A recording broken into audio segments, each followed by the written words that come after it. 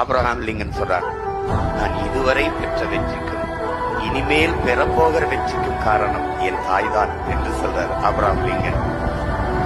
உலகத்திலிருந்து ஒட்டுமொத்த செல்வத்தையும் ஒரு தட்டுல வச்சு ஒரு தாயின் பேரன்பை ஒரு தட்டுல வச்சா இந்த தாயின் பேரன்புங்கிற தட்டு தான் தாழ்ந்து இருக்குங்கிறான். சொல்றான், உன்னை பார்த்து உலகத்துல நீ எவ்வளவு வளர்ச்சி அடைந்தாலும், எவ்வளவு வெற்றி பெற்றாலும், எவ்வளவு புகழை தொட்டாலும், எவ்வளவு உயரத்திற்கு போனாலும் உன்னை பார்த்து பொறாமைப்படாத ஒரே ஒரு உயிர் உலகத்தில் உண்டென்றார். அது உன்னை பெற்ற தாய்தான் என்று. அந்த தாயை போற்றாது வேற என்ன பிறப்பில் பெருமை இருக்கு, பயன் இருக்கு சொல்லுங்க.